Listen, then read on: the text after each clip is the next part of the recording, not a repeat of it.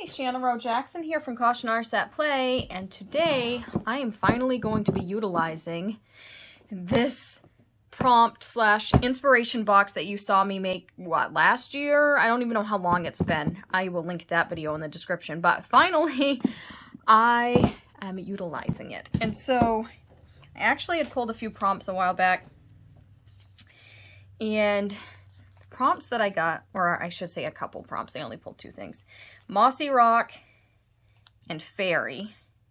And I was actually really excited about this because I already had a sketch in my sketchbook that originally I had her on a mushroom, and I knew I wanted to make her into a fairy, but I wasn't quite sure what to put her on because I've already done it before. So obviously after I pulled the Mossy Rock thing, I was like, oh yes, Mossy Rock, this is it. So I wrote that on there. You can kind of see where I was brainstorming here. Maybe putting her on a flower, on a mushroom, but I've done the mushroom before. And so when I pulled Mossy Rock and Fairy at the same time, it was like fate. I was like, holy crap. I'm like, that's it. Of course, I'm going to put her on a Mossy Rock.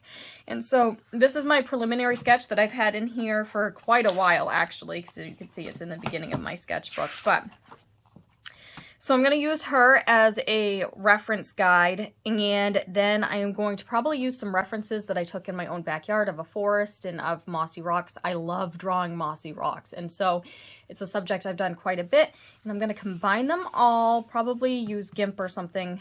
I won't be showing that process because it's very messy, but let's see what I come up with. Okay, so starting with my project now, I am super excited about this drawing. It was so much fun, and the prompts ended up being just what I needed. I thought that this would be a fun one to work on during October, since this seems to be the month that people are working with prompts. I'm not somebody who tends to do a daily drawing challenge, at least not right now, not with my work schedule. However, maybe down the line, once I become a full-time artist. Someday, maybe I'll do that. But this was kind of my way of working with some prompts and getting in the spirit of that without having to draw every single day and have to do a different prompt every day. And so I had a lot of fun working with the prompts Fairy and Mossy Rock. And I'm working with Inktense. This is going to be about 95% Inktense, and then later on I do come in with some Polychromos to do some fine details and the skin tones and things like that. Mainly because the fairy itself, she's so small and it's hard to get the finer details with the Inktense pencils because they tend to be a little bit softer and they don't really have a great range of skin tones as far as Caucasian skin tones go in the Inktense line, unless you water them down and mix them like a paint. But I really wanted to be able to do fine detail, so I wanted pencils for that. So I brought in my Polychromos because they're a harder pencil, and I knew I'd be able to get the details I wanted, specifically in the face and the hands, but then I just ended up doing the overall skin tones, and you'll see that later. And I do want to say this is sped up. This is not going to be a tutorial. It's just me talking about my process and my thoughts while I was creating this piece of artwork. So it's not meant to be followed along with, so it will be sped up.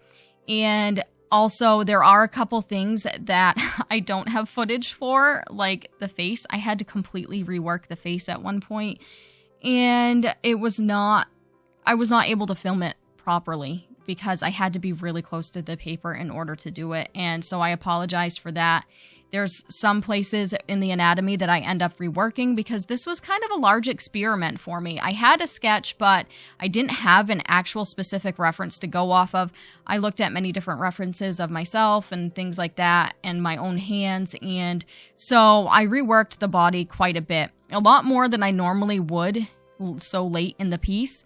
And I should have had these things worked out before I started working on the piece. I really should have.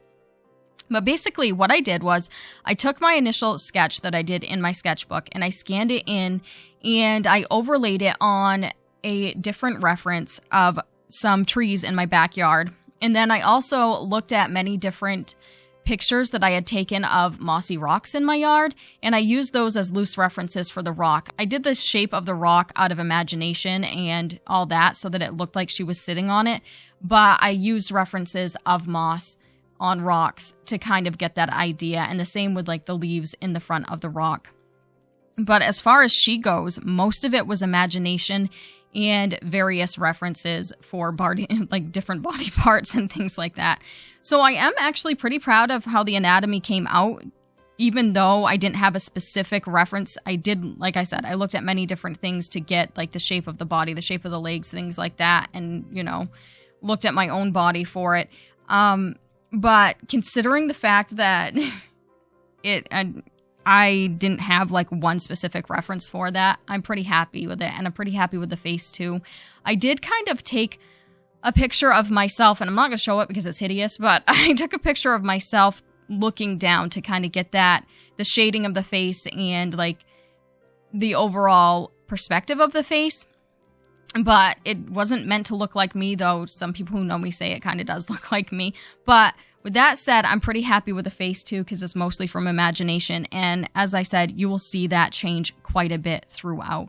But I'll kind of show you like the references that I had. They're not beautiful like the forest is, but you'll see the sketch overlaying the forest, and I'll show you my initial outline that I transferred to my page. So basically, I went through, I overlaid my sketch, then I created a digital outline of the whole thing, and then I transferred it to my drawing paper using the transfer method. I just put chalk pastel on the back of my page and then put that down on my drawing surface, traced over it, and transferred the line drawing that way. And it's a color that I knew would be in the drawing, so it wouldn't cause any issues. Plus, if you use chalk pastel, they are actually like water soluble, and so I knew that the lines would also mostly wash out with the rest of it, and that ended up helping out quite a bit. So basically, I started with the background sky, and then I was working up the forest in the background, which was pretty detailed, but I kept it as blurry as I could.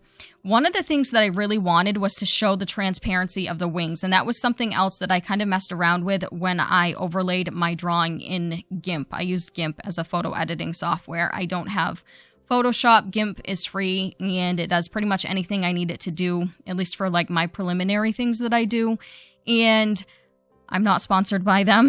I have no affiliation with them. It's just what I've used for years, and it saves me money. And so I actually was playing around with the transparency with the wings because I wanted to be able to see the trees through the wings, but I didn't want them to be so transparent that it didn't seem like there was any type of material there. I was really thinking like dragonfly wings, as you can tell by the shape.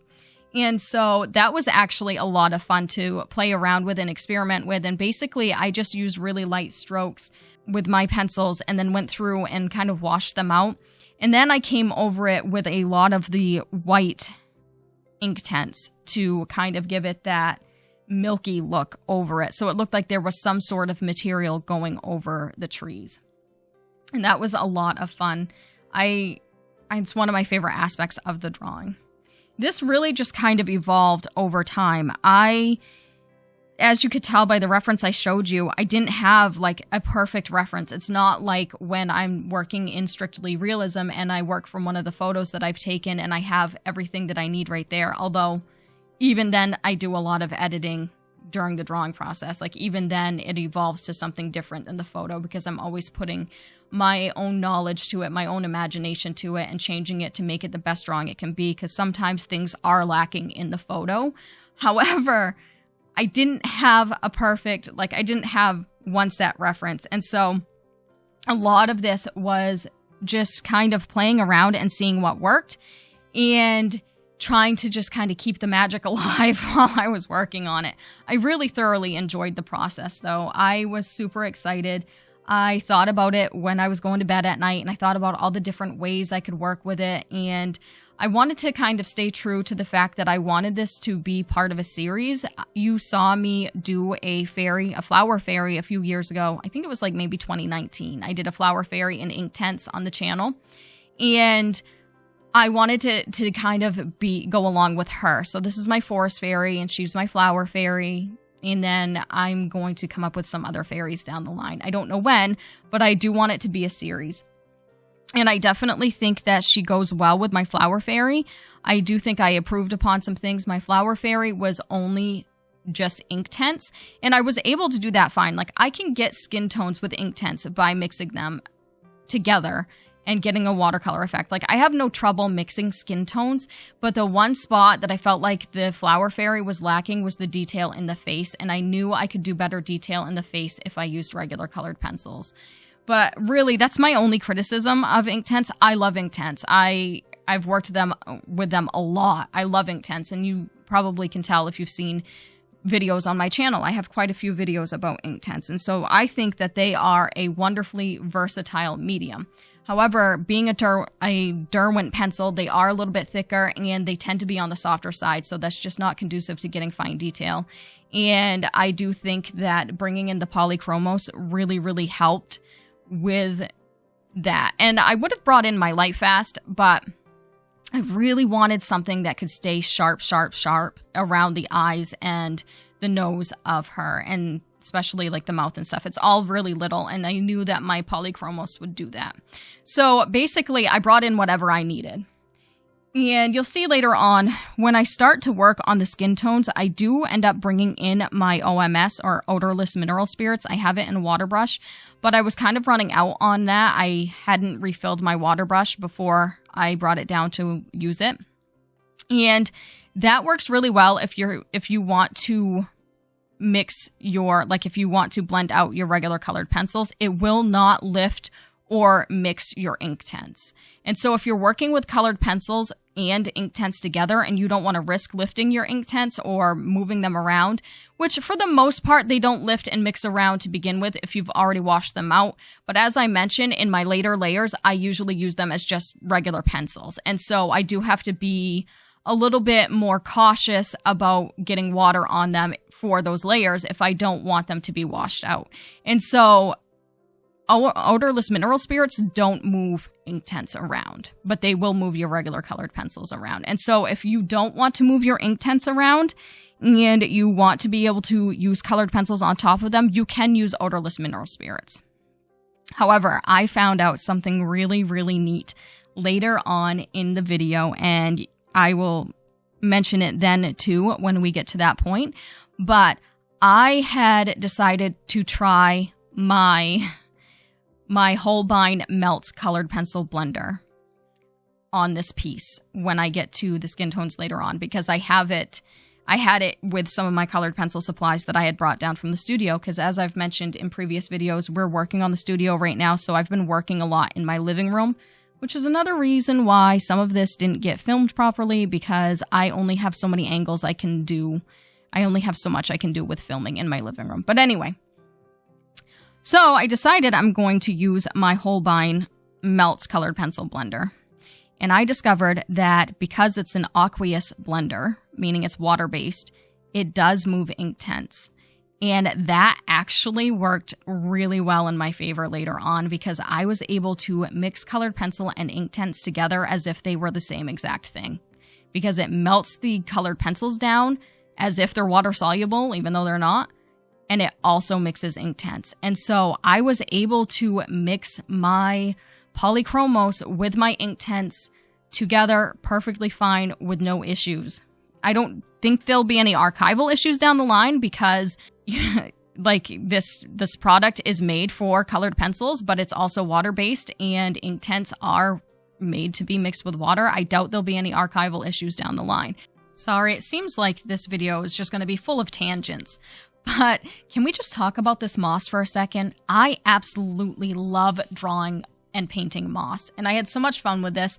I basically just put some washes down using some blocks and some pencils, and use that as my base with various greens, and like earthy greens, olive greens, and some browns. And then I came through and drew the details with my pencils, as you can see. And then in some areas, I did try to come through with a craft knife and pick out some details. That's typically how I do it when I'm working with regular colored pencils. And I actually have written a small tutorial for this in a landscape book by Anne Kullberg. And I'll link that in the description below if you're curious about my process about drawing mossy rocks. But yeah, so I just come through and do the little details, the little fuzzies. And a lot of times I actually like to let the texture of the paper do the work for me. I was a little worried I wouldn't have that option here because I put the wash down first, but it still seemed to work out really, really well. And I basically just tried to look at different references and use my memory to remember like different directions of the little hairs of the moss going in different areas. And I tried to take into account the shape of the rock underneath, and I really had a blast, and it looks like such a comfy place to sit. But anyways, so I loved every aspect of this. It definitely pushed my limits. I haven't like drawn or painted a person in a very long time. And so it brought back a lot of my old skills, and it pushed any new skills that I've learned. And I learned more new skills while doing this. And so that was a lot of fun. And as you can see here, I had started working on the face, and then it's going to switch over to her having a fully done face. And I'm really, really, really sorry about that. I definitely apologize. And I'm sorry if this voiceover is kind of all over the place. And I just really wanted to talk about the experience of it. It's just me having a good time and sharing my good time with you and being excited. I definitely want to try working from my prompt box again and want to share those videos with you, obviously. I'm hoping that maybe it will lead to more even within this series. That would be kind of fun. So you'll see me using that a lot more, and I will link the video of me making that in the description below. So after I did the forest and the rock and everything and the wings, those were, like I said, mostly in Inktense. I pretty much did most of the fairy in Polychromos, but I did come back on top with some of my Inktense and kind of blend things out a little bit. And the outfit, I had no idea what I was going to do with this outfit. Like, it was like last minute. I had no idea. I knew I wanted it to be something more natural, but I wanted her to be mostly covered. And I was going to do a dress, but I did that in my first one, so I wanted to change it up a little bit. And I still am not even sure if these are shorts or a skirt. It kind of looks like underwear. Kind of looks like she's wearing a leaf bikini, but whatever. She's living her best life. She's being part of the forest, and she's just chilling and meditating and having a good time. And the acorn, I knew I wanted to have an acorn in there. For some reason, I've really been into acorns ever since I did my fall still life last year, where I drew acorns for the first time. I've been really into acorns lately. Like, that's been my fall vibe. And so that was also a lot of fun.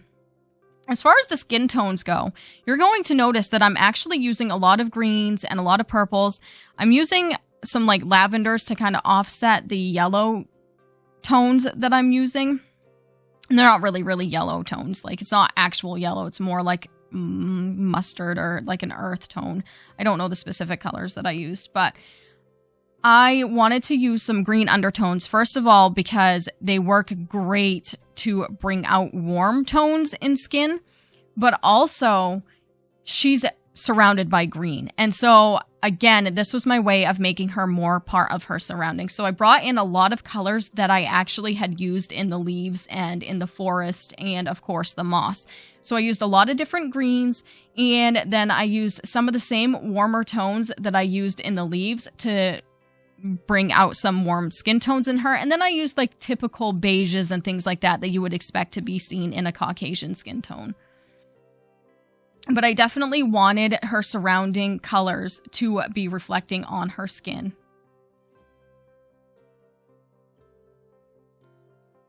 And then I also kind of brought in some neutral tones to tone some things down. I didn't want to use like a straight black necessarily, but I think I did use a little bit of black, not so much in the skin tones, but in like the darkest parts of her hair and things like that, obviously.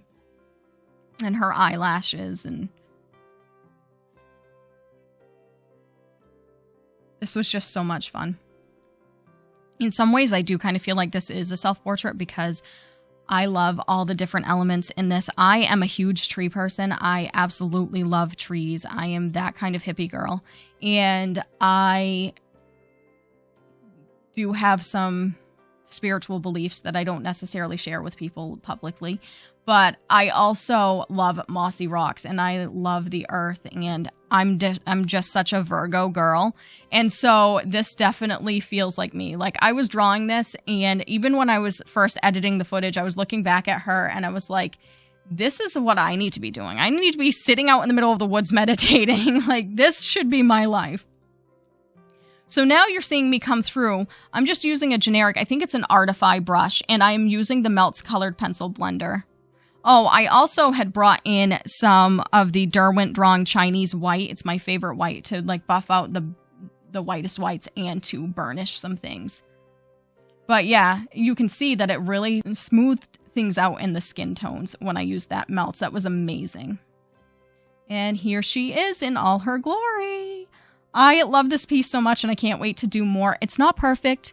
She's not perfect, but I still think she's beautiful and I love her vibe and yeah, I love it so much. So thank you so much for watching and listening to me ramble. You have a great day. I will see you next week. Bye.